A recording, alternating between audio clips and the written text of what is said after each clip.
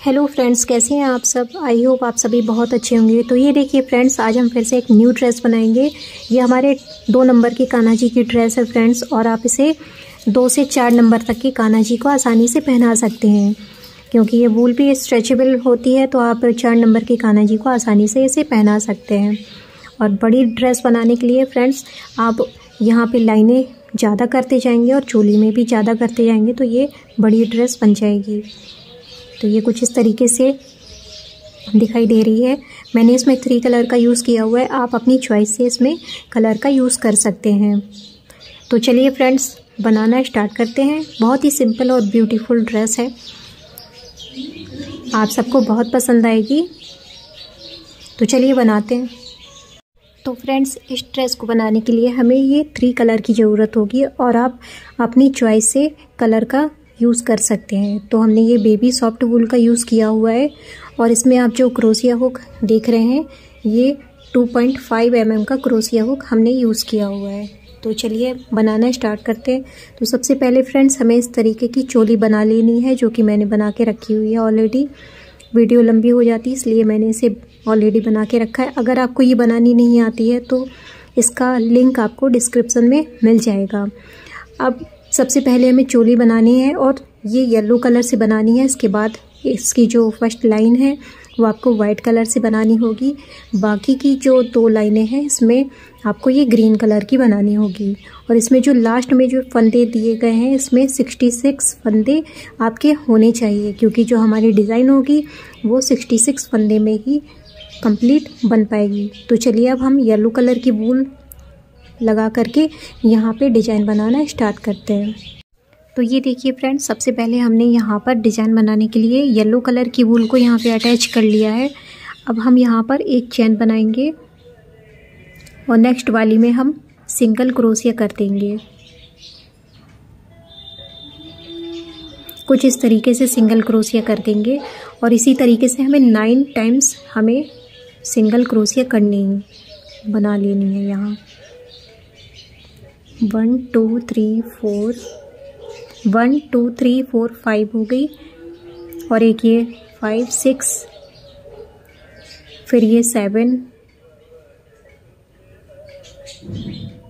8, और एक ये 9।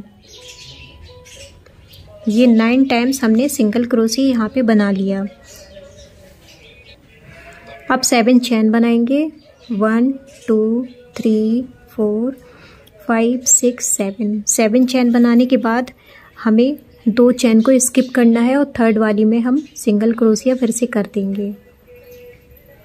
कुछ इस तरीके से ये देखिए लूप बन जाएगा यहाँ पे, और फिर से हम 9 टाइम्स यहाँ पे सिंगल क्रोशिया करेंगे। एक ऑलरेडी हमारा ये काउंट किया जाएगा, और ये 2 हो गया, 3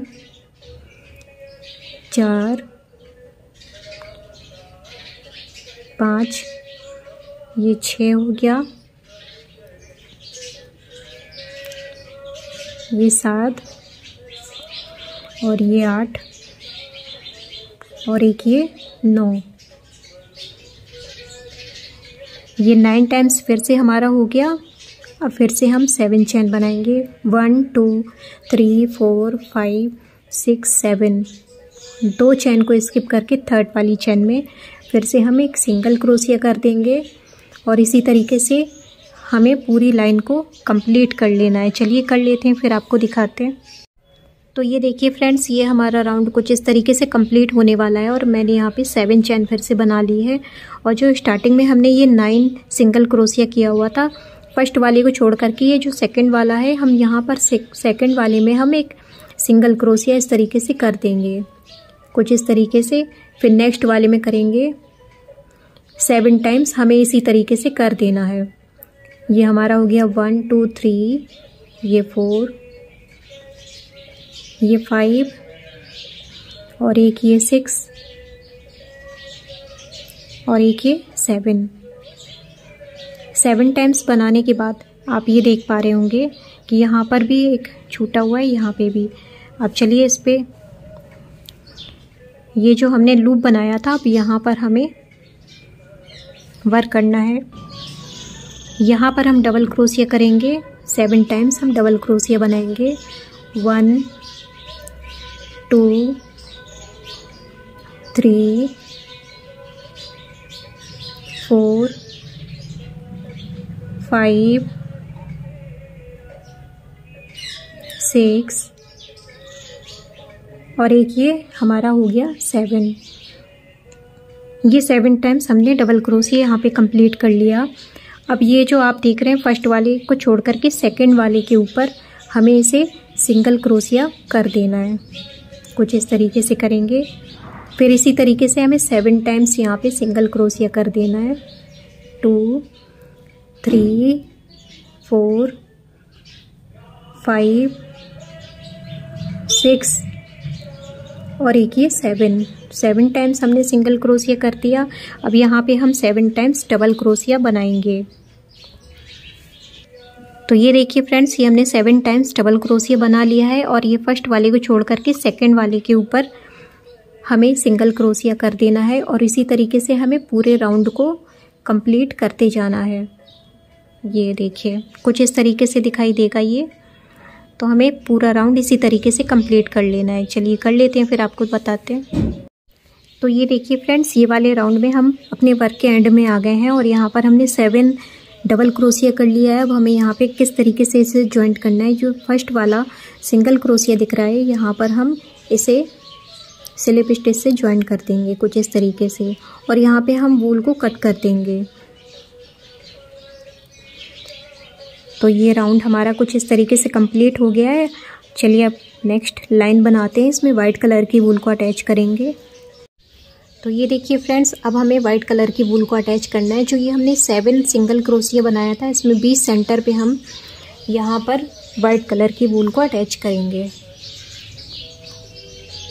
तो ये देखिए हमने इसमें यहाँ पे जॉइन कर लिया। अब यहाँ पे जो ये देख रहे हैं, हमने यहाँ पे लूप में डबल क्रोशिया बनाया था। फर्स्ट वाली में हम एक पफ स्टिच बनाएंगे कुछ इस तरीके से। देखिए हमने एक बार ऊन को लपेटा, 2 बार, 3 बार, 4 बार लपेट लिया हमने और ये 5 टाइम्स। ये 5 टाइम्स लपेटने के बाद हम इसे एक साथ निकाल देंगे कुछ इस तरीके से। फिर एक चेन बनाएंगे, फिर इसके बाद 3 चेन और बनाएंगे। 3 चेन बनाने के बाद आपको यहाँ पे जो ये एक होल दिख रहा है, यहाँ पर हम एक सिंगल क्रोशिया कर देंगे कुछ इस तरीके से। तो ये हमारा पफ कुछ इस तरीके से बनेगा। अब यही सेम यहाँ सेकंड वाले में भी हमें इसी तरीके से बना लेना है।